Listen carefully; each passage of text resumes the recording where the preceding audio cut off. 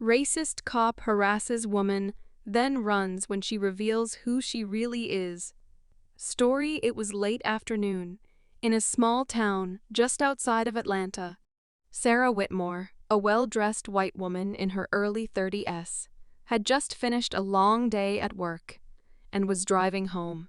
As she passed through a quiet neighborhood, she noticed flashing lights in her rearview mirror. A police cruiser pulled her over. Sarah sighed, already suspecting why. She had done nothing wrong. No speeding. No broken taillight. No missed stop signs. Officer Daniels, a middle-aged cop with a reputation for being aggressive, approached her window with an air of authority. He glanced at her car, then at her license and registration. He barked. Sarah handed them over calmly, watching his expression shift as he scanned her name. "Where are you headed?" he asked. "Home," she replied. Daniels narrowed his eyes. "Funny, you don't look like you belong in this part of town." "You visiting someone?" Sarah's jaw tightened. She had heard of Daniels before. He had a well-documented history of targeting Black and Latino drivers, but his prejudice didn't stop there. He had a deep disdain for liberals and outsiders. "I live here," she said. Evenly. Daniels smirked. "Really?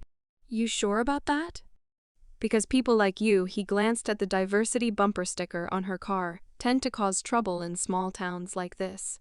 Sarah took a deep breath, keeping her composure. "Am I being detained?" Officer Daniels chuckled. "Not yet. But I could search your car if I wanted to." "You wouldn't want to make this difficult, would you?" That was his mistake. Sarah reached into her bag slowly, pulling out a sleek black leather wallet.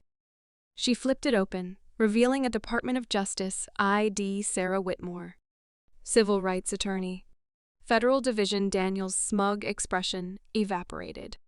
His face paled as he leaned in to take a closer look. You're a lawyer?" He stammered. "Not just a lawyer," Sarah said, her voice steely. "I specialize in cases like yours. Racial profiling, abuse of power, systemic corruption." "And Officer Daniels." She leaned slightly closer. "I personally review misconduct reports in this district." "Guess whose name I've seen more than a few times?" Daniels took a step back, suddenly looking around as if searching for an escape. You have a good day now," he muttered, hastily handing her documents back. Then, without another word, he turned and practically ran back to his cruiser.